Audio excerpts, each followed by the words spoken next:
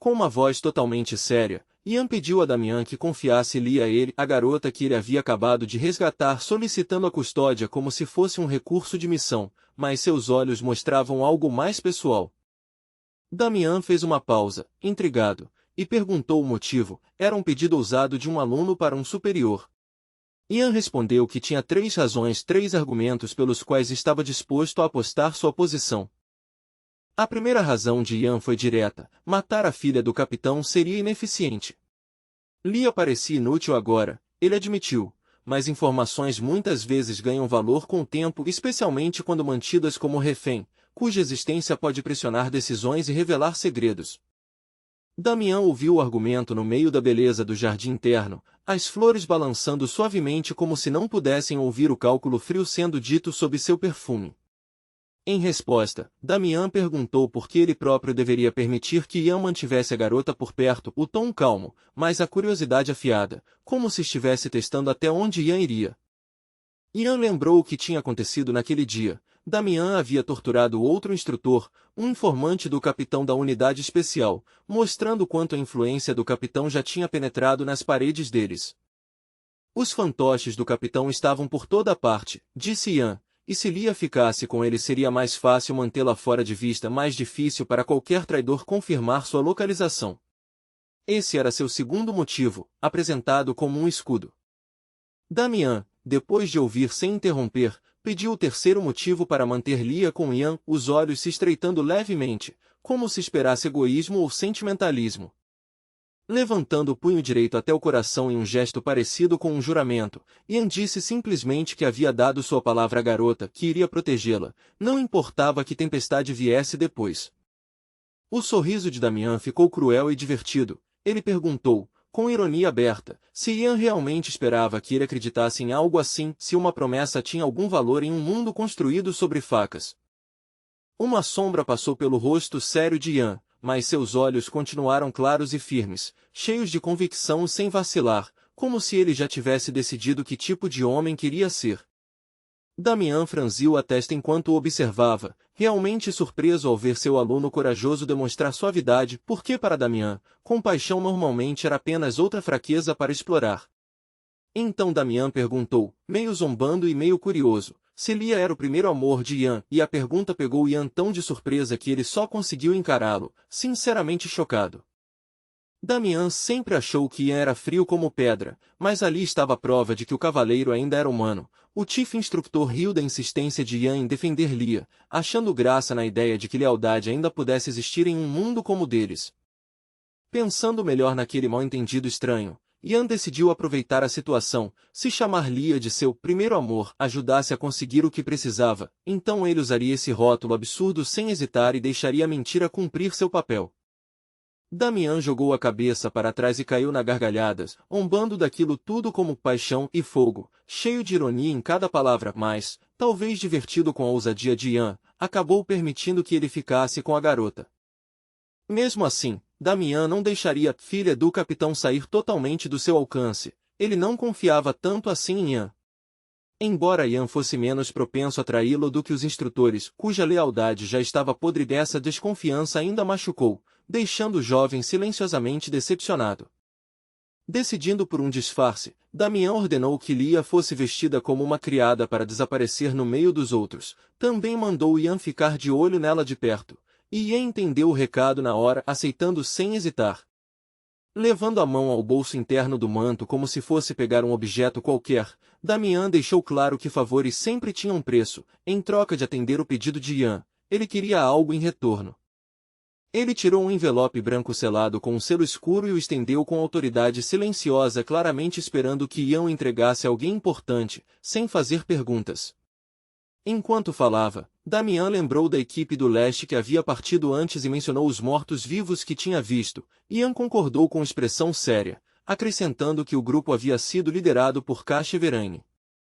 Segundo o mestre do centro de treinamento, a missão deles deveria ser relativamente simples, diferente da Frente Norte, porque a tarefa no leste era apenas reconhecimento, coletar informações e não entrar em combate direto.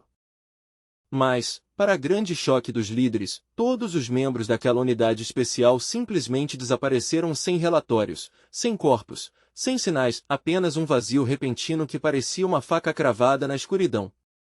Em circunstâncias normais, tentar resgatar uma brigada desaparecida seria um desperdício de recursos sem retorno. Ainda assim, Damian sorriu como se o desaparecimento fosse apenas um incômodo irritante, algo que atrapalhava sua agenda mais do que sua consciência. Quando Damian mandou Ian prestar atenção ao selo, Ian o reconheceu na mesma hora, o inconfundível emblema da família real, pesado de autoridade e consequências. Era uma ordem direta do Crown Prince Leon Cavalan, mandando Ian da unidade especial partir imediatamente para o leste e resgatar os cadetes desaparecidos, uma ordem que não deixava espaço para atraso ou recusa. Na fronteira entre o Cabala Empire e o Holy State of Lutil existia uma região sombria conhecida como Eastern Plain of the Dead, uma terra cujo próprio nome parecia ter gosto de poeira, ferro e antigas maldições. Mesmo com o território cheio de mortos-vivos, os dois poderes valorizavam o frágil equilíbrio diplomático, nenhum dos lados se apressava em iniciar um grande extermínio, preferindo política ao sangue enquanto os mortos aumentavam nas sombras. Cash e sua equipe entraram em missão de reconhecimento, chamando aquilo de uma tarefa fácil, confiantes de que poderiam lidar com alguns cadáveres ambulantes sem problemas, armados com treinamento, aço e arrogância dos vivos. Mas algo aconteceu ali que a unidade especial nunca imaginou, um evento que transformou aquela missão fácil em uma catástrofe antes que alguém pudesse reagir. Uma súbita inundação de zumbis explodiu no que depois seria chamado de Night of the Dead, uma onda aterrorizante que surgiu como uma maré negra, engolindo estradas, vilas e gritos. Debaixo da terra, incontáveis monstros rasgaram o solo e a pedra para subir, espalhando-se pela superfície com fome irracional e arrastando o caos pela região como uma mancha que se espalha. Os mortos que se levantaram atacavam qualquer coisa viva sem distinção, animal, soldado ou criança, matando com uma persistência cruel, como se a própria maldade movesse seus corpos podres. Diante daquele ataque desigual, os membros da unidade especial no leste não conseguiram resistir, treinamento e coragem não foram suficientes diante da quantidade absurda e da violência incessante. Eles pareciam verdadeiros mensageiros do inferno, presas e dentes sujos rasgando carne, devorando os habitantes da região com uma ferocidade tão brutal que até rezar parecia inútil. No fim daquela noite terrível, os mortos tinham eliminado quase todos do território, e apenas uma pessoa teria sobrevivido, uma única testemunha em meio à devastação. A única sobrevivente foi Kasia Verane, e quem falou dela depois dizia que ela mudou completamente, sua antiga gentileza desapareceu, restando apenas uma pessoa fria e cínica moldada pelo trauma e pela sobrevivência impossível. Um novo zumbi apareceu cambaleando, com o rosto destruído entre carne apodrecida e fúria. Ao ver uma presa viva, preparou-se para atacar. Ainda com o formato de um corpo humano, a criatura infernal rugiu alto tentando intimidar os vivos.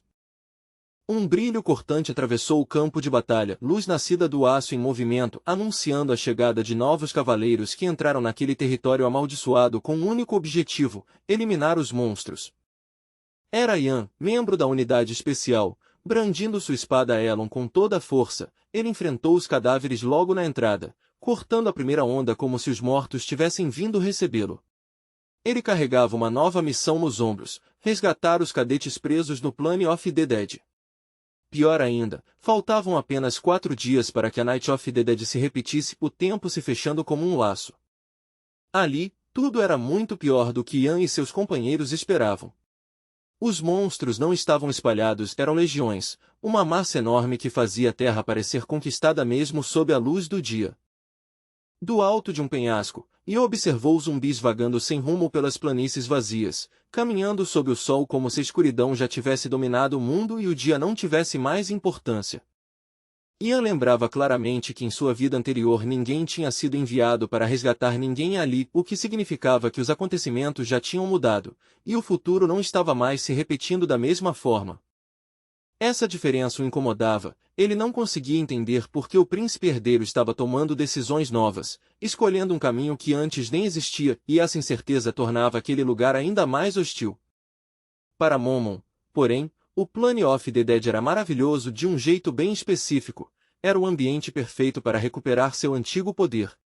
Mesmo assim, Ian ainda não entendia por que ela tinha aparecido ali, como se o destino tivesse arrastado ela para o pior lugar possível de propósito. A raiva de Mormon explodiu, ela exigiu saber no que Ian estava pensando, já que tinha gastado uma quantidade enorme de força criando aqueles amuletos de contenção. Ela entendia muito bem a energia dos mortos-vivos que saturava aquele lugar, correntes densas e violentas que podiam alimentar magia como uma tempestade alimenta relâmpagos. E ela conseguia purificar essa corrupção ao contrário, usando seu poderoso símbolo mágico para inverter a natureza dessa energia, transformando o poder manchado pela morte em algo utilizável, algo limpo o suficiente para suportar. Com um esforço cuidadoso e controle preciso, essa energia impura podia ser refinada, transformada em uma força parecida com energia vital, estável e poderosa em vez de venenosa. Com esse combustível, Momon poderia recuperar sua magia quase no auge, e quando recuperasse essa força, ela deixou claro que estaria pronta para matar Ian imediatamente, então era melhor ele continuar obediente enquanto ela recuperava o poder. Sonhando em absorver aquela energia enorme, Momon perguntou onde Lia estava porque a garota recém-libertada não estava ao lado de Ian, e essa ausência levantou suspeitas imediatamente. Com o poder de Lia somado ao deles, Momon insistiu que poderiam esmagar o exército de zumbis tão facilmente quanto pisar em formigas, transformando uma missão desesperada em um massacre unilateral. Depois de ouvir a lógica brutal da companheira, Ian respondeu que ainda não era hora de liberar o poder da nova conhecida, o tom calmo, mas a mente calculando o perigo de despertar um desastre cedo demais. Nesse momento, uma garota vestida com uniforme de criada se aproximou de Ian e chamou seu nome, com uma voz pequena e urgente como se estivesse procurando por ele com medo. Era a própria Lia, a mesma garota que Ian e Momon estavam discutindo momentos antes. Ela olhou para ele com olhos suplicantes e pediu para ir com eles, sem querer ficar para trás. Ela parecia prestes a chorar, os lábios tremendo enquanto olhava para Ian com desespero triste, com medo de ser abandonada novamente em quartos frios e mãos cruéis. Ela explicou rapidamente que a chefe das criadas era assustadora, terrível até nos dias bons, e se Ian fosse embora, a pobre Lia temia ter que suportar tudo em silêncio, sem conseguir se defender. Ian pediu desculpas com gentileza, dizendo que precisava sair apenas por um curto período, então Lia levantou o dedo mindinho para ele, num gesto infantil cheio de significado. Com olhos tristes e cheios de expectativa, Lia pediu que ele jurasse em promessa de mindinho que voltaria com certeza em 10 noites, agarrando-se a esse prazo como se ele pudesse impedir que ela caísse de novo no desespero. E o conquistador do mal não teve escolha a não ser responder na linguagem dela, e entrelaçou o próprio dedo ao dela, selando a promessa com uma seriedade silenciosa que tornou aquele pequeno gesto quase sagrado. Depois de ouvir sobre a terrível chefe das criadas, Ian ofereceu para Lia ficar em seu quarto. Ela aceitou na mesma hora, mas corou de vergonha ao pensar em ficar no espaço privado dele, principalmente na ideia da cama dele. Pairando acima deles como se estivesse relaxando, Momon provocou dizendo que Lia era louca pela noite, mas Ian respondeu na hora para ela parar de falar besteira, porque ele precisava do potencial destrutivo de Lia intacto para essa missão. Olhando para trás e vendo duas silhuetas masculinas esperando por perto, Ian sentiu uma confiança fria se instalar. Esses cúmplices, esses aliados, mesmo que imperfeitos, seriam suficientes para o que estava por vir. Um deles era Cruel Dwight, que não tinha nenhuma intenção de cooperar com Roman, e Roman simplesmente não entendia por que Ian tinha trazido Dwight para essa nova missão, porque onde Dwight aparecia, problemas vinham logo atrás. O cadete aristocrata, com um rosto vermelho de raiva e orgulho, cuspiu a palavra plebeu para Roman como se fosse uma maldição. Ele exigiu que Roman parasse de atrapalhar todo mundo, dizendo que em momentos de crise, um peso morto era pior do que um inimigo. Como o 12º recruta, Roman não recuou, ele encarou o insulto de frente, com os olhos frios e selvagens cheios do mesmo veneno. Por um instante, parecia realmente pronto para agarrar Cruel Dwight e torcer até que aquela arrogância virasse silêncio, mesmo que cruzasse uma linha que nenhum trainee deveria cruzar. Mather, em silêncio, desejou que Ian realmente acreditasse ter reunido gente suficiente para o que estava por vir, mas seus instintos gritavam que aquele grupo era uma aposta perigosa. Até o próprio cavaleiro, admitindo com relutância que a equipe parecia mal escolhida, confessou que ainda assim se recusaria a avançar sem Roman e Cruel Dwight ao seu lado. Cruel Dwight podia até ser forte o suficiente para derrubar Ian num ataque de raiva, mas a política cercava o acampamento como arame farpado. A influência da família dele nos territórios do leste era enorme, tornando sua presença estrategicamente indispensável, e o cavaleiro, com frieza prática, aconselhou um colega a arrumar suas coisas e ir embora antes que o problema se tornasse inevitável. Quando Yan perguntou a Roman se ele realmente queria uma aura aprimorada, logo em seguida ordenou que ele se preparasse, uma ordem repentina que pegou Roman de surpresa. Mas a lógica de Yan era brutal. Numa missão de resgate, um cadete que consegue se defender não é um luxo, é a diferença entre salvar vidas ou empilhar cadáveres. Desde aquele dia, Roman e Cruel Dwight se jogaram no treinamento com uma determinação quase obsessiva, correndo atrás de poder como se a fome estivesse perseguindo os dois. Ambos sabiam, no fundo, que aquele lugar iria transformá-los em algo mais afiado, então quando a oportunidade apareceu, nenhum dos dois hesitou em entrar no fogo. Pensando repetidamente na operação que estava por vir, Yan sentiu uma confiança firme se instalar no peito. Com aqueles dois, Roman com sua aura fortalecida e Cruel Dwight com sua presença mortal, ele acreditava que seriam suficientes para atravessar um enxame de zumbis antes que o pânico se espalhasse. De repente, um chamado ecoou pelo movimento do acampamento, tirando Yan de seus planos cuidadosos. A voz estava próxima, urgente e insistente, arrancando ele dos detalhes da missão no leste justamente quando tudo começava a se encaixar. Enquanto caminhavam, Lady Lorena Beowulf pressionou Cheryl sobre quanto tempo ainda podiam esperar. A resposta de Cheryl foi imediata, não havia tempo nenhum e ela concordou que hesitar só pioraria tudo, insistindo que agissem rápido antes que a situação saísse de controle. A aristocrata, filha do Duque Beowulf, mantinha o queixo erguido, mas seus olhos buscavam certeza no rosto da companheira. Lady Lorena queria saber qual era o plano de verdade, não bravatas vagas, porque no leste um único erro poderia afogá-los em sangue. Cadete Cheryl, perto o bastante para ser ouvida sobre o barulho das pedras sob os pés, apoiou a amiga sem hesitar. Ela aconselhou Yan a parar de responder perguntas espalhadas e deixar Lady Lorena conduzir o interrogatório, porque alguém precisava manter o grupo focado e em movimento. Não foi à toa que Lady Lorena decidiu acompanhar Yan, ela queria ver se ele realmente pretendia confiar apenas em Roman e Cruel Dwight. Se Yan a subestimasse e se a tratasse como uma nobre decorativa em vez de uma lâmina, ele iria se arrepender. Antes disso, o Chief Instructor havia dado a Yan uma liberdade incomum, permitindo que ele levasse quantas pessoas quisesse para a equipe. A permissão parecia generosa, mas todo mundo entendeu o significado escondido. O sucesso ou o fracasso cairiam apenas sobre Yan. Agora, ao lado de Yan, estava o 12º recruta Roman com sua aura recém-fortalecida e inquieta, como uma tempestade sob a pele, e ao lado dele o aristocrata Cruel Dwight, famoso por usar a aura fria da morte como se fosse um direito de nascimento. Perto dali estava Lady Lorena Beowulf, com movimentos mais firmes desde que voltou da frente norte, como se ventos duros tivessem gravado disciplina em seus ossos. Cheryl permanecia na borda do grupo, elogiando cada cadete com uma voz estável para impedir que os ânimos explodissem. Os reunidos ali podiam ser chamados de verdadeiros elites entre os Dragon Knights, talento concentrado em um único círculo tenso. E, por mais irônico que fosse, até Yan teve que admitir que dificilmente conseguiria montar uma equipe mais forte que aquela. Talvez aqueles graduados do centro de treinamento fossem os mais fortes de sua geração, todos moldados por treinos brutais e uma realidade ainda pior. Mesmo assim, Yan sentia dúvidas crescerem não sobre força, mas sobre se orgulho e ressentimento iriam quebrar o grupo no pior momento. A discórdia já estava no ar. Roman rosnava que os aristocratas não passavam de canalhas nobres, enquanto Cruel Dwight descartava como um simples plebeu indigno de respeito.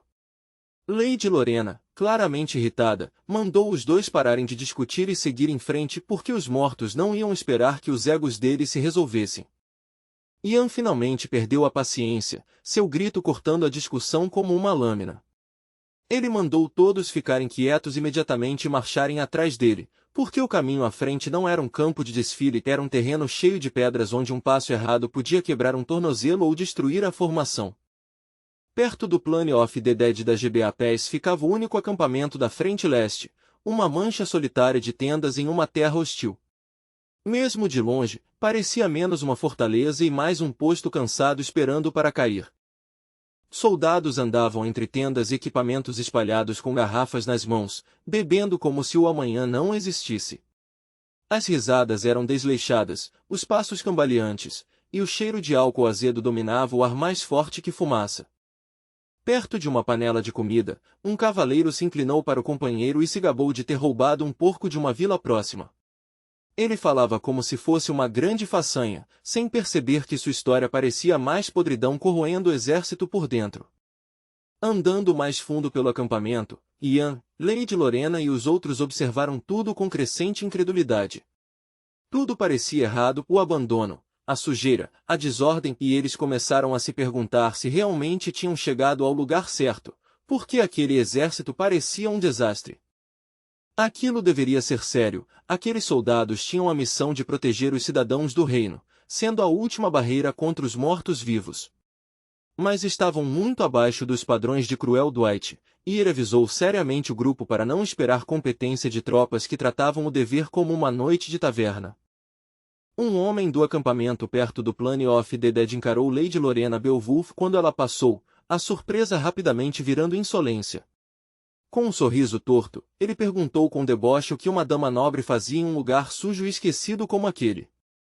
Os olhos do cavaleiro estavam vidrados, vazios pelo hábito de beber demais, e suas palavras saíam arrastadas. Ele insinuou com malícia que a garota devia estar ali procurando alguém, como se o acampamento fosse um mercado e ela uma visitante procurando problema. Quando Lady Lorena explicou que eram reforços de uma unidade especial e exigiu ver o comandante, o soldado explodiu em risadas de deboche. Ele riu da autoridade dela, riu da presença dela e, ousado o suficiente para tocar no que não entendia, agarrou o ombro da aristocrata dizendo que ela tinha chegado na hora certa, insistindo que não poderiam ficar sem ela, algo que deixou Lady Lorena chocada de nojo. Ainda sorrindo sob o uniforme e o capacete, o bêbado sugeriu resolver todas as questões dentro da tenda mais próxima, como se a privacidade tornasse seu desrespeito mais seguro. Foi um erro estúpido porque ele subestimou tanto o temperamento de Lady Lorena quanto o aço escondido atrás da educação dela. A raiva de Lady Lorena explodiu na hora, seu rosto endurecendo enquanto ela devolvia um insulto brutal ao canalha. Sua postura mudou, pés firmes, ombros erguidos, pronta para lutar e fazê-lo se arrepender de cada palavra e de cada dedo que ousou tocá-la. Mas ela nem teve a chance. Ian apareceu num instante, entrando entre os dois como uma sombra que ganha forma, guiado por puro instinto protetor naquele acampamento estranho e hostil onde ameaças usavam rostos amigáveis.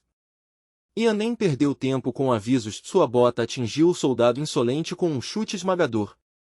O impacto lançou o homem para trás como se tivesse sido atingido por um ariete, espalhando poeira e bravata bêbada ao mesmo tempo.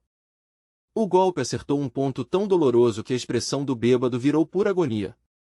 Seus olhos reviraram, o ar sumiu dos pulmões, e o corpo se dobrou como se tivesse sido quebrado pela própria arrogância. Nem o capacete de ferro conseguiu salvá-lo, ele ressoou com um estalo metálico forte, quase rachando com a força do golpe. O som ecoou pelo acampamento como um aviso: aqueles recém-chegados não eram presa. Com o homem derrotado no chão, Ian ficou sobre ele por um instante e então fez sinal para Lady Lorena seguir em frente, dizendo friamente que eles tinham terminado ali. Lady Lorena ficou irritada, com indignação nos olhos, porque queria resolver o insulto com as próprias mãos. Na avaliação de Ian, se Lady Lorena tivesse o que queria, o soldado terminaria dividido em 2 pedaços no chão, e a equipe não precisava desse tipo de confusão tão atrás das linhas aliadas. Romão murmurou que barulho eles já tinham feito bastante, e Ian, depois de avaliar rapidamente, decidiu que aquela briga não valia mais risco, obrigando Lady Lorena a engolir a raiva e concordar. Cheryl, observando a amiga de lado, percebeu o rubor repentino subindo no rosto de Lady Lorena. Os lábios da aristocrata se abriram como se fosse responder, mas as palavras não saíram, raiva e vergonha se misturando até ela ficar em silêncio. Agora eles precisavam encontrar o verdadeiro comandante, aquele que se chamava chefe das United Forces of Nobles estacionadas na GBA Pass. Até encontrá-lo, estavam andando no escuro, cercados por soldados que pareciam mais fiéis às garrafas do que às bandeiras. Segundo os registros da unidade especial da vida passada de Ian, houve um momento em que simplesmente abandonaram a busca por Cadet Cacheverane. Aquela decisão silenciosa, burocrática e covarde deixou uma cicatriz nos registros que Ian ainda sentia como uma ferida. E o verdadeiro responsável pelas mortes da unidade especial na Frente Leste não foi um inimigo desconhecido, foi o próprio comandante-chefe, Visconde Jaren. Um nome carregado de negligência, corrupção e uma traição que mata mais que garras. Enquanto isso, no acampamento, os soldados continuavam bebendo, passando garrafas de mão em mão como se estivessem comemorando. Engoliam grandes goles e riam alto, como se quisessem abafar qualquer grito distante que viesse do leste. Alguns juravam que iam esvaziar todas as garrafas, determinados a afogar o medo em bebida barata. Um soldado, um pouco menos bêbado que os outros, franziu a testa confuso sem entender como alguém conseguia beber aquele álcool horrível em tanta quantidade. O olhar dele acabou indo parar em uma casa próxima que claramente pertencia ao comando. O prédio ficava separado, mais limpo e sólido que as tendas, como uma ilha particular de conforto no meio de um mar de abandono. Enquanto os soldados bebiam álcool barato na estrada, o suposto comandante descansava em uma mansão, chamando garotas com frequência como se a guerra fosse só um rumor distante. Em um quarto espaçoso cheio de luxo, uma mulher apontou para um copo vazio pedindo mais bebida, enquanto outra tentava acalmar o humor do Visconde. Na mesa havia um balde com gelo segurando uma garrafa de bebida de elite, o rótulo caro brilhando ao lado de um copo esperando para ser servido. Uma convidada, meio divertida e meio preocupada, perguntou ao Visconde Jaren se ele realmente achava que podia lutar contra zumbis bêbado, se pretendia entrar na batalha cambaleando e cheirando a álcool.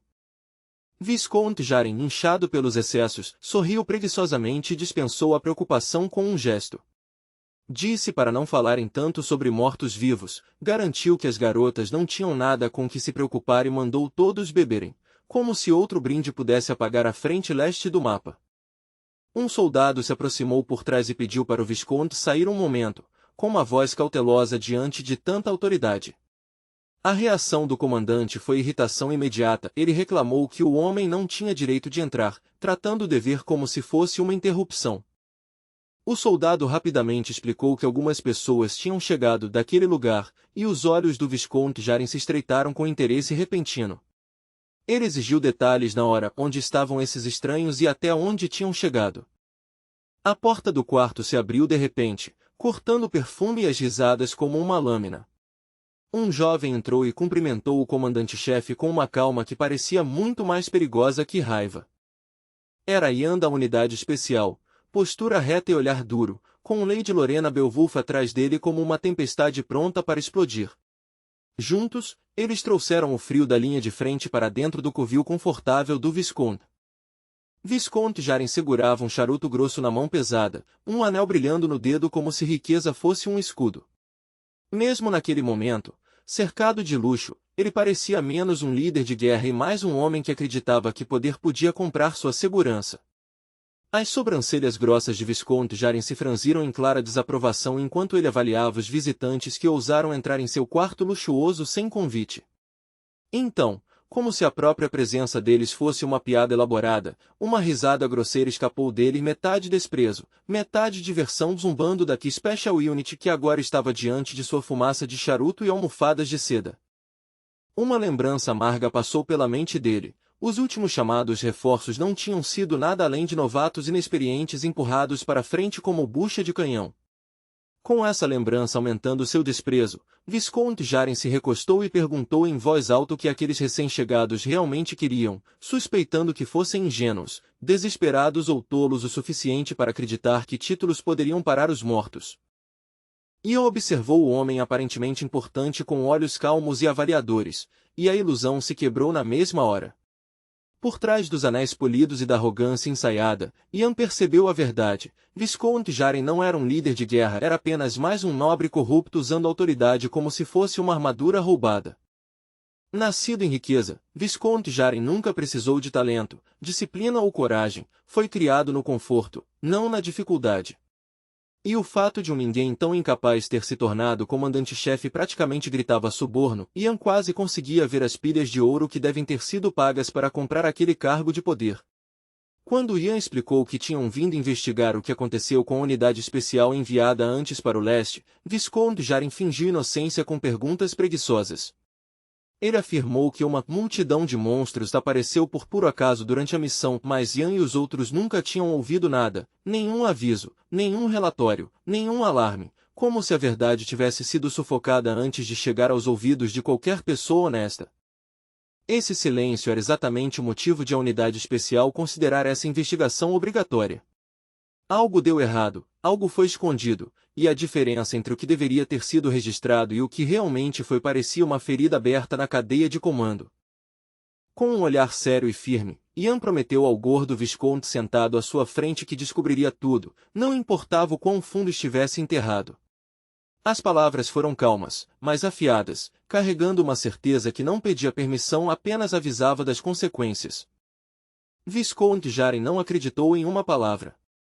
Ele olhou para eles com um sorriso debochado, tratando o nome da unidade especial como se fosse um barulho sem importância, como se o emblema deles fosse um brinquedo de criança.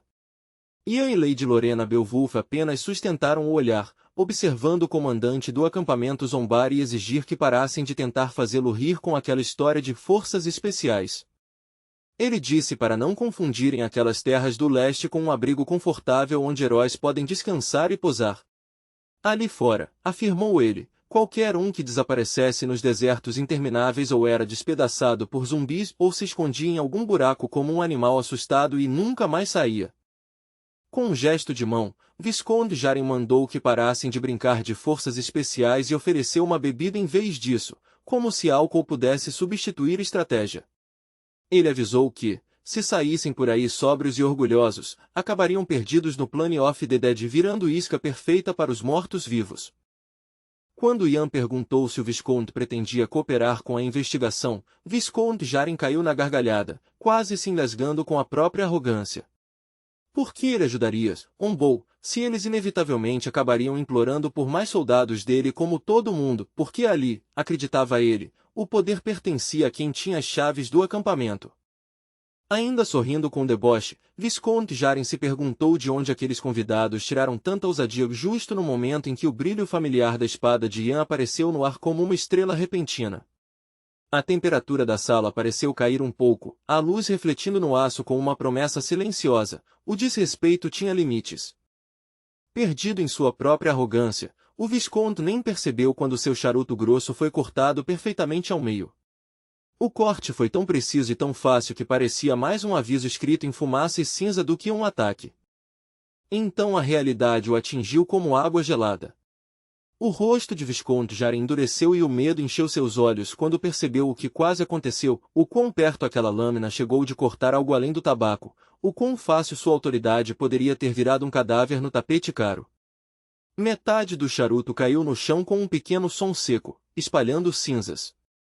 Visconde Jaren ficou olhando, tremendo, depois levou a mão ao cabelo para confirmar que ainda estava lá, lamentando a pequena mecha perfeitamente cortada pelo golpe habilidoso de Lady Lorena, uma humilhação tão afiada quanto qualquer ferida.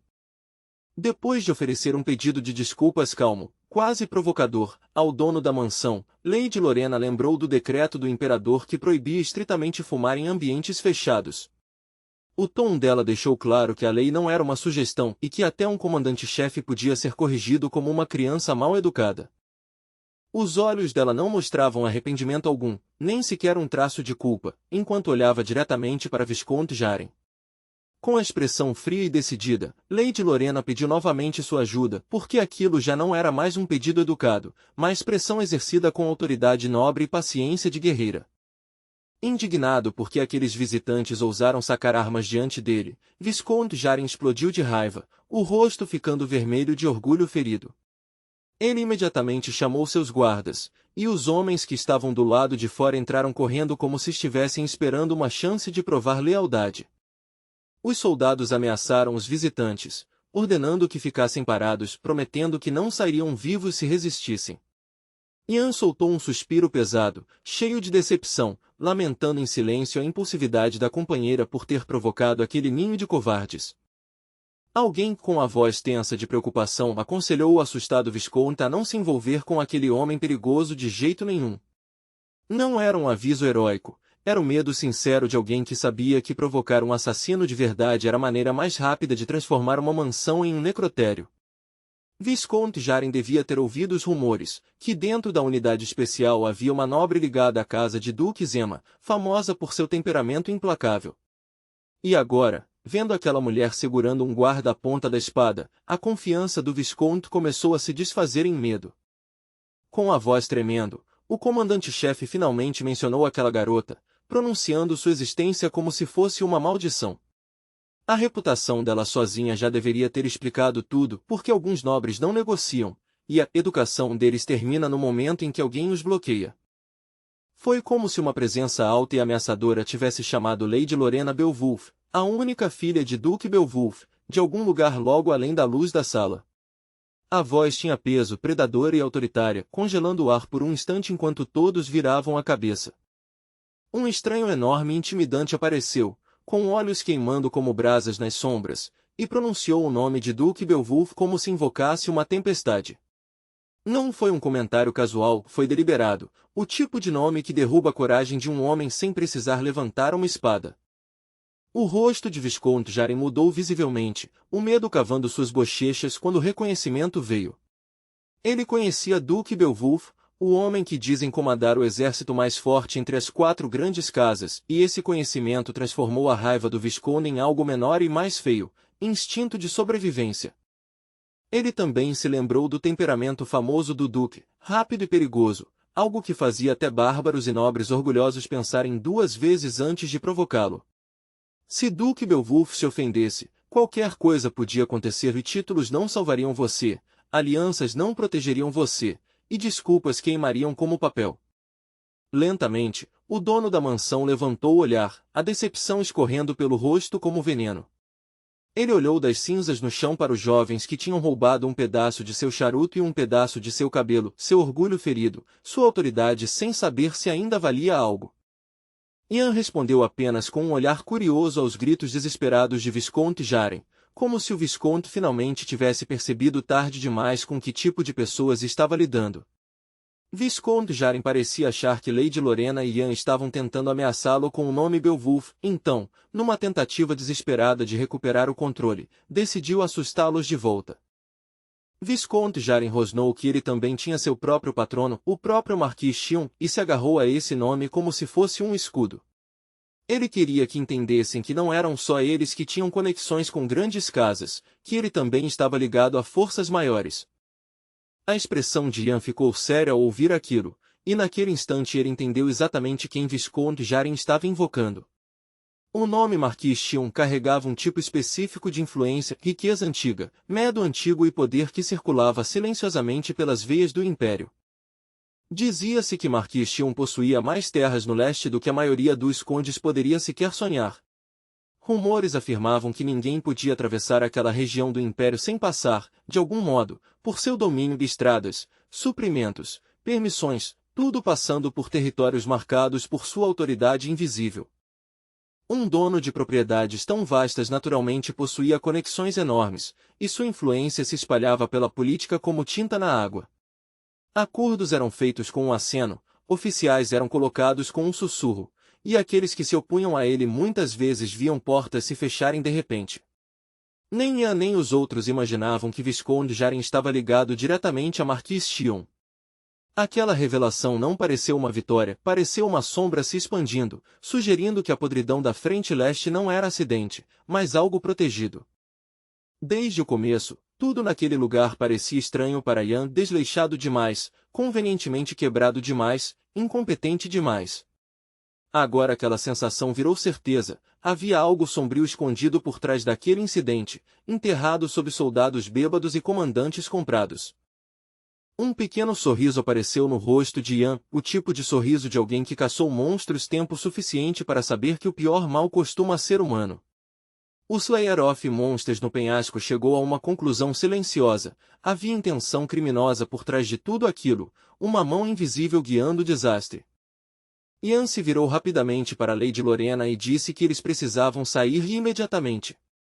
A decisão a surpreendeu. Ela estava esperando uma resposta direta sobre a ajuda de Visconde Jaren, não uma retirada, e seus olhos se arregalaram como se o chão tivesse se movido. Visconde Jaren riu alto quando eles começaram a sair, acusando os jovens de fugir como covardes com o rabo entre as pernas. Ele gritou que o nome de Marquis Xion tinha mais peso que Beowulf, tentando parecer invencível mesmo enquanto sua voz tremia. A caminho da saída, Lady Lorena ouviu seu sobrenome ser cuspido como provocação e parou.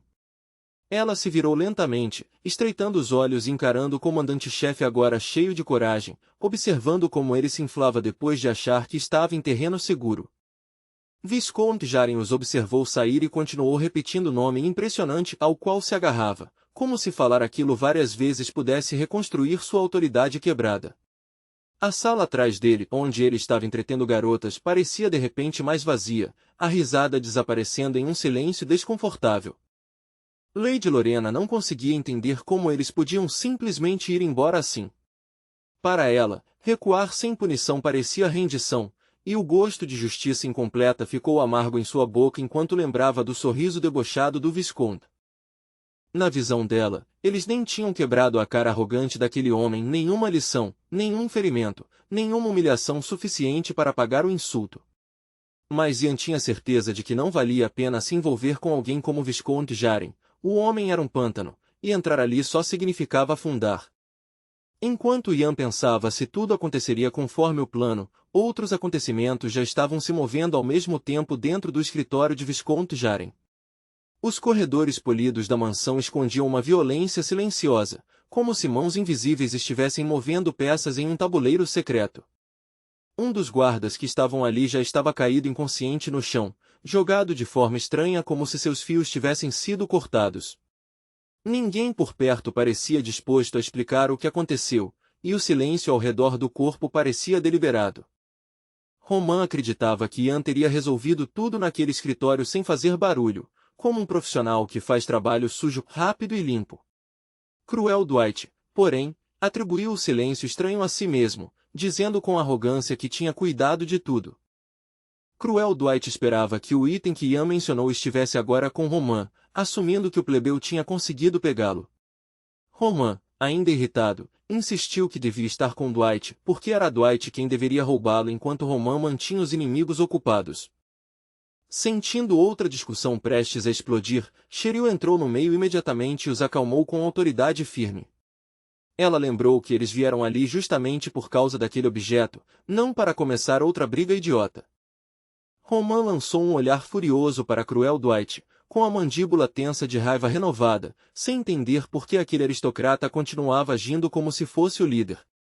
Cada palavra de Dwight soava como uma ordem. Segundo Cruel Dwight, plebeus deveriam obedecer a nobres por padrão, e educação era um luxo desnecessário. Ele falava como se o mundo ainda estivesse dividido entre senhores e servos. As mãos de Roman se fecharam, e ele parecia pronto para forçar o colega a se ajoelhar até que o orgulho virasse súplica. Cruel Dwight, sem recuar, aceitou o desafio quase com entusiasmo, dizendo que ensinaria a Roman a se curvar diante da nobreza. Para Cheryl, de olhos arregalados e completamente cansada de assistir aquilo, ficou dolorosamente claro que nobres e plebeus podiam ser igualmente idiotas. Observando os dois se provocando como crianças, ela percebeu que status não curava arrogância, só mudava o estilo do ataque de raiva. Levantando a voz para cortar a tensão que estava crescendo, Cheryl disse que não havia mais tempo para outra briga inútil. Ela ameaçou alto e claro contar tudo para Ian, mas Roman e Cruel Dwight correram para impedi-la, pedindo que ela ficasse quieta antes que aquilo arruinasse a missão. Enquanto isso, longe do perfume das intrigas da mansão, os próximos acontecimentos estavam se desenrolando em uma fortaleza abandonada perdida no Plain of the Dead, uma antiga construção cercada por silêncio, vento cinzento e o murmúrio distante e faminto dos mortos-vivos. Os portões da fortaleza, que ainda pareciam resistentes mesmo depois de anos de abandono, estavam totalmente fechados atrás de uma pesada grade de ferro. Aquela barreira improvisada servia como proteção extra, suas barras frias tremendo levemente a cada impacto do lado de fora, como se os mortos estivessem testando sua resistência. Uma mão grotesca de zumbi se enfiou entre as grades, os dedos arranhando e se contorcendo como ganchos quebrados. A criatura tateava cegamente por uma forma de entrar, pressionando a grade com sua força apodrecida, determinada a invadir a fortaleza custe o que custar. Do lado de fora, uma multidão de cadáveres reanimados já havia se reunido, formando uma massa densa e inquieta. Seus corpos se pressionavam como uma maré de podridão, enquanto o ar carregava o cheiro azedo da morte, e o complexo abandonado parecia prestes a ser engolido. No alto de uma das muralhas, soldados exaustos amaldiçoavam os zumbis que o cercavam, suas vozes tremendo entre estresse e raiva. Eles murmuravam sobre os suprimentos que estavam acabando, sobre o sol que descia a cada minuto e sobre como a noite sempre trazia coisas ainda piores saindo da escuridão. Um dos guerreiros, com os ombros caídos de cansaço, quase se rendeu ao desespero e admitiu que já não acreditava mais em resgate. Se continuassem presos ali por muito mais tempo, disse ele, tudo iria piorar, o medo se espalharia, a disciplina iria quebrar e o fim deles chegaria lentamente. Então uma voz trovejou sobre a muralha, forte, autoritária e impossível de ignorar, ordenando que os soldados se reunissem e parassem de reclamar. A pessoa zombou da fraqueza deles, exigindo que parassem de agir como covardes que já tinham cavado a própria cova. Casheverine caminhou decididamente até os soldados, com passos firmes e o rosto cheio de indignação.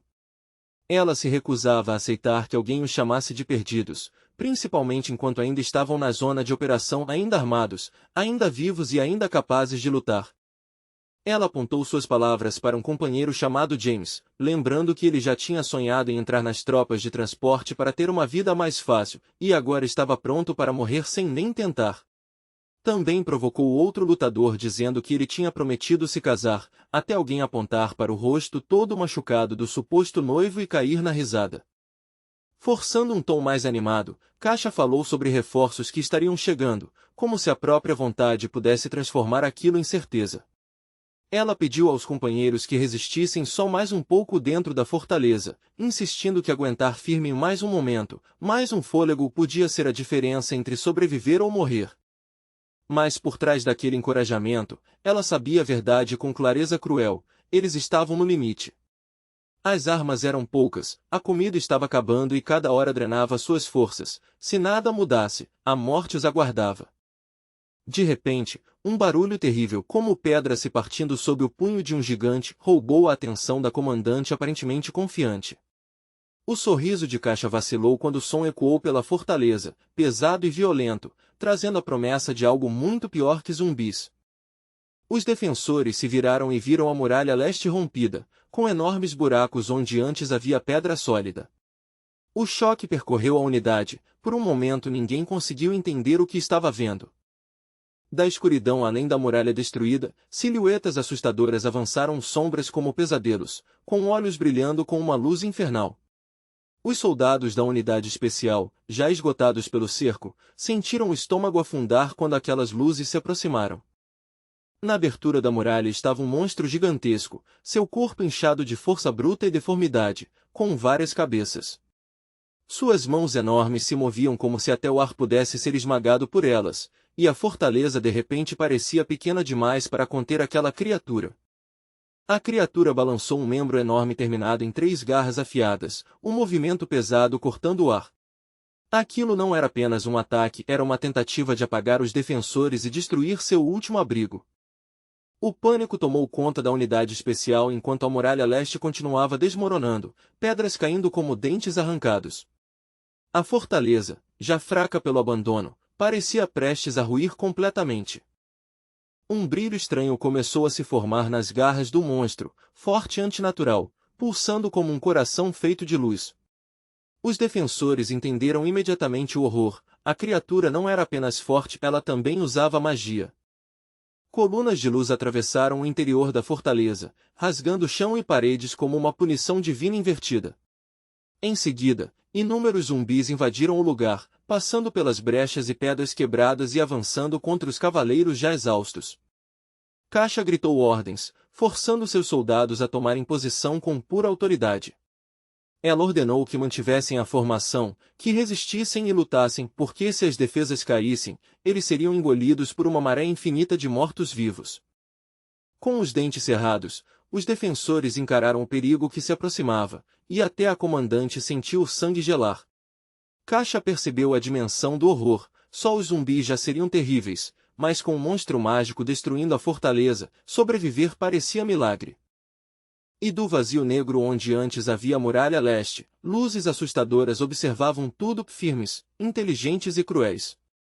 Aqueles olhos brilhantes pareciam presságios do mal, avaliando o medo da unidade e calculando como destruí-los. Agora eles também teriam que lutar contra essas criaturas, aberrações mortas-vivas formadas por inúmeros corpos fundidos. Não era apenas um monstro, mas uma atrocidade ambulante feita de cadáveres costurados. Mantendo os olhos na nova abominação, Caixa sentiu uma certeza gelada percorrer sua coluna. Aquela criatura não era irracional, alguém a controlava à distância, e a ideia de um manipulador invisível guiando o massacre fez ela apertar ainda mais sua arma. Nessas terras, zumbis e esqueletos podiam surgir naturalmente da aura da morte, como ervas daninhas em solo envenenado. Até hordas inteiras não eram incomuns no Planet of the Dead. Mas criaturas como essa, gigantescas, astutas e formadas por corpos fundidos, eram outra história. Elas não pareciam naturais, nem mesmo para os padrões grotescos daquele lugar. E isso levantava uma possibilidade ainda mais sombria: alguém estava criando esses monstros de propósito. Se fosse verdade, então aquela fortaleza não era apenas um alvo, era um campo de testes, e a unidade especial tinha sido escolhida como cobaias. Quando outro monstro apareceu na abertura da muralha destruída, Caixa e seus subordinados olharam em choque. A silhueta era nova, mas igualmente monstruosa, e até o ar pareceu ficar pesado ao redor dela. Então o pesadelo piorou. Vários zumbis começaram a cair e saltar da barriga rasgada da criatura, saindo de dentro dela como insetos de uma colmeia quebrada. Eles caíam no chão já correndo, prontos para atacar. Cada vez mais corpos infernais saíam da carcaça daquele monstro enorme, formando uma procissão interminável de podridão e fúria. Os poucos guerreiros que ainda estavam de pé agora enfrentavam uma maré crescente de inimigos. Caixa, comandante dos cavaleiros, não conseguia desviar os olhos do exército de mortos-vivos. Ela praguejou em voz baixa e se obrigou a permanecer firme, porque se entrasse em pânico, toda a linha de defesa iria desmoronar. Sua mente foi tomada por uma lembrança cruelmente clara, aquele dia terrível em que a lâmina do carrasco caiu e o mundo que ela conhecia foi destruído em um instante. Naquele dia, um homem de manto branco e máscara sem expressão leu a sentença com uma voz fria. Ele declarou a família Afraim culpada de traição contra sua majestade. Todas as terras e propriedades foram confiscadas sem piedade. Por ordem do imperador, a família foi condenada à morte. As pessoas da cidade que assistiram à execução sussurravam entre si, acreditando que as acusações contra Afraim eram absurdas. Muitos achavam que tudo já tinha sido decidido antes do julgamento. Enquanto o fim da família Efraim se tornava inevitável, alguns rezavam para que a filha da família, que havia escapado, permanecesse segura. Enquanto isso, o carrasco ergueu o machado em forma de foice e o desceu com brutalidade. Um som terrível ecoou pela praça quando a lâmina cortou o pescoço do pai de Caixa na plataforma de execução. O impacto ecoou como um trovão. Alguém se aproximou da cabeça do homem que ainda estava vivo poucos minutos antes. Parou ao lado dela como se estivesse esperando algo. Era a própria Caixa, escondida sob um capuz, tremendo enquanto lutava para não gritar. O cheiro de sangue invadiu seus sentidos. Então veio um som impossível, uma voz onde não deveria haver voz. Era a voz de seu pai. A cabeça no chão parecia se mover, os lábios tentando formar palavras. Um olho se abriu e olhou para a Caixa, pedindo que ela recuperasse o nome Afraim e vingasse sua morte. Caixa ficou parada como em transe, presa entre memória e realidade, até alguém chamar seu nome novamente. Mas desta vez era uma voz viva. Quando voltou a si, percebeu que estava ajoelhada em meio ao caos, cercada pelos cavaleiros da unidade especial. Eles gritavam de alívio ao vê-la viva, enquanto chamas iluminavam a fortaleza. Ela respirou fundo e exigiu um relatório rápido das perdas. A resposta veio: ninguém havia sido ferido, apenas a muralha foi danificada. Alguns lutadores disseram que o monstro tinha parado de se mover, achando que estava derrotado. Outros insistiram que ele estava acumulando energia e que precisava ser morto imediatamente. Mas a situação continuava desesperadora, inúmeros zumbis continuavam entrando pela muralha destruída. Na cabeça estranha do monstro havia um crânio com órbitas negras vazias, imóvel como uma coroa grotesca. Então, no instante seguinte, aquelas cavidades vazias se acenderam com uma luz brilhante. Os cavaleiros perceberam com horror que a criatura havia despertado. Caixa lutou para tomar uma decisão enquanto sua mente corria por todas as possibilidades. Ela entendeu uma verdade cruel: se o monstro atacasse novamente, a única chance de sobrevivência seria encontrar algum método desesperado, talvez até um sacrifício, para que pelo menos alguns deles continuassem vivos. Diante dos olhos chocados dos defensores, o monstro realmente ganhou vida, seu corpo enorme tremendo como se estivesse despertando de um longo e odiado sono. Ele se levantou devagar, com as juntas estalando e a carne se movendo, e a cada centímetro que subia, sua silhueta grotesca ficava ainda mais assustadora, enchendo os soldados de puro terror. Naquele segundo de puro pânico, um pensamento frio e vergonhoso passou pela mente de Caixa Everaine: ela podia usar seus companheiros como isca. Se os outros chamassem a atenção do monstro, talvez ela conseguisse escapar da fortaleza e, pelo menos, continuar viva. Fugir sempre foi seu reflexo quando o perigo era real, até mesmo naquela época em que a unidade especial enfrentou um antigo lis demoníaco na escuridão sufocante da masmorra. Quando o ar cheirava a morte e seu corpo tremia de fraqueza, seus pés sempre encontravam o caminho mais rápido para sair dali.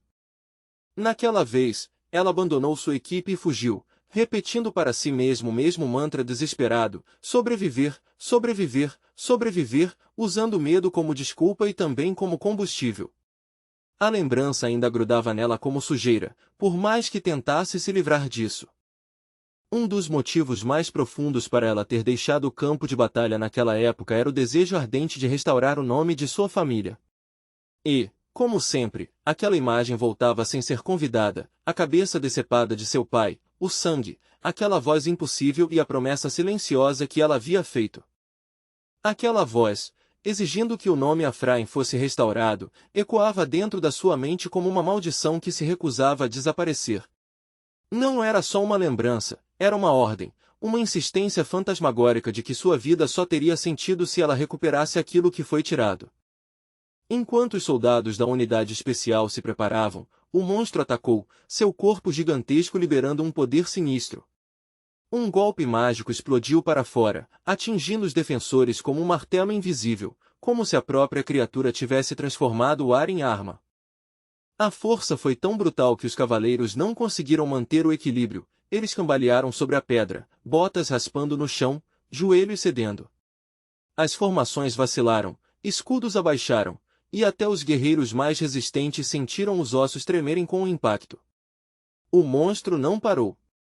Continuando o ataque, ergueu uma pata em forma de lâmina, a borda brilhando com intenção assassina, como se quisesse acabar rapidamente com aqueles bravos guerreiros, antes que a esperança pudesse se reorganizar e antes que a coragem voltasse a se firmar. Totalmente erguida em sua altura gigantesca, a criatura balançou seu membro em forma de espada em um arco devastador. Um cavaleiro gritou de puro terror quando a sombra daquele golpe o engoliu, um grito áspero e desesperado, um medo humano diante de uma força desumana. Caixa não queria mais ouvir a voz sobrenatural de seu pai executado, sem mais ordens, sem mais culpa, sem mais lembranças que a perseguiam. Ela percebeu, com amargura, que todos os seus motivos tinham virado desculpas. A verdade era mais simples: ela estava cansada de ter medo, cansada de fugir. Com uma respiração súbita e decisiva, ela avançou, segurando firme a lança em forma de tridente com as duas mãos. A aristocrata lançou um contra-ataque direto contra o monstro enfurecido, seus movimentos rápidos e determinados, como se estivesse atravessando a própria covardia. Nas suas experiências anteriores com monstros, Caixa fugia principalmente porque realmente era fraca fisicamente, lenta demais, frágil demais, fácil de ser esmagada. Mas os meses de dificuldade tinham moldado força dentro dela, e o campo de batalha ensinou que a fraqueza podia ser queimada até desaparecer. Invocando a 23ª forma do espírito sombrio, primordial Blossom, Caixa liberou sua técnica em um golpe feroz e preciso. O poder correu pela sua lança, florescendo como chamas da noite, e ela cravou o ataque na enorme criatura com precisão impiedosa. A criatura cambaleou, incapaz de se recuperar do dano devastador. Seu corpo gigantesco perdeu o equilíbrio, tremeu e caiu no chão com um impacto que fez o chão tremer, levantando poeira de pedra como se a própria fortaleza tivesse se assustado. Os soldados das forças especiais que viram a entrada impressionante de Caixa na batalha explodiram em alívio e entusiasmo. Pela primeira vez em horas, seus rostos mostraram algo além de exaustão, a esperança voltou com força suficiente para abafar o medo. Eles viram ela saltar sobre a criatura e derrubá-la, chocados que um único golpe pudesse derrubar algo tão gigantesco. Murmúrios surgiram por todos os lados. Como ela fez isso? De onde veio aquele poder? E como eles já tinham duvidado dela? Caixa lançou um olhar duro e de aviso para seus subordinados e ordenou que ninguém relaxasse nem por um segundo. Ela afirmou que a criatura logo se levantaria novamente, já tinha visto esse tipo de persistência antinatural antes, e não deixaria que eles morressem por comemorar cedo demais. A unidade especial tomou uma decisão rápida de recuar em direção à torre, esperando que sua altura e passagem estreita permitissem resistir. Se conseguissem chegar àquela parte da fortaleza abandonada, talvez sobrevivessem ao próximo ataque até que a ajuda chegasse. Passando por cima da criatura que parecia imobilizada, Caixa avançou com cautela urgente, pretendendo ganhar tempo dentro da torre e torcer para que o resgate chegasse logo. Mas então, sem aviso, duas protuberâncias vermelhas surgiram perto dela, como os chifres crescendo do corpo do monstro ao lado da sua perna. Caixa congelou no lugar, o espanto rapidamente virando alarme ao perceber as mudanças grotescas se espalhando pelo monstro derrotado. Sua respiração travou e os pelos da nuca se arrepiaram, porque ela sentiu, aquilo não era morte, era transformação. No instante seguinte, uma longa estaca disparou da carne do monstro como uma lança de armadilha. Ela atravessou o infeliz defensor com velocidade horrível, perfurando armadura e corpo em um único golpe violento. Os guerreiros atrás dela gritaram de horror quando viram o que havia acontecido com sua líder determinada. As vozes falharam, alguns tentaram correr até ela, outros recuaram tropeçando, impotentes diante da crueldade repentina da emboscada. Do corpo da criatura começaram a surgir vários crescimentos aterrorizantes, protuberâncias, membros deformados e extensões retorcidas, cada um cheio de olhos estranhos. Aqueles olhos encaravam Caixa como se estivessem saboreando sua dor, observando-a como uma presa no gancho de um açougueiro. O mais horrível de todos era um crescimento em forma de crânio que parecia dobrado ao meio por um artesão enlouquecido, sua forma errada de todas as maneiras possíveis. Ele se abria e se contorcia, como se a própria realidade tivesse se distorcido ao redor dele, e sua presença já era suficiente para embrulhar o estômago dos soldados. Os cavaleiros amaldiçoaram o monstro com fúria tremendo, incapazes de simplesmente abandoná-lo depois de tudo que haviam enfrentado. A raiva queimava neles como fogo, porque recuar parecia traição, e deixar Caixa para trás era impensável. Com uma voz fraca e tensa, Caixa ordenou que seus subordinados fossem embora mesmo assim, forçando as palavras através da dor. Ela agarrou a estaca que a atravessava com as duas mãos e tentou puxá-la para fora, dentes cerrados, recusando-se a gritar mesmo com o sangue escorrendo pelas luvas. Ela exigiu que seus guerreiros leais seguissem o plano combinado, insistindo que a única chance era recuar para a torre e se reorganizar. Mesmo ferida, tentou comandar como uma líder, afastando-os do perigo para que pudessem sobreviver e continuar lutando. Sem querer soltar sua presa, a criatura abriu o crescimento em forma de crânio, revelando uma radiação negra com uma luz vermelha queimando dentro. O brilho pulsava como um coração maligno, prometendo outra onda de magia que nenhum escudo poderia confiar em bloquear totalmente. Ainda presa na protuberância grotesca do monstro, Caixa só podia observar enquanto o inimigo preparava algo novo e mortal.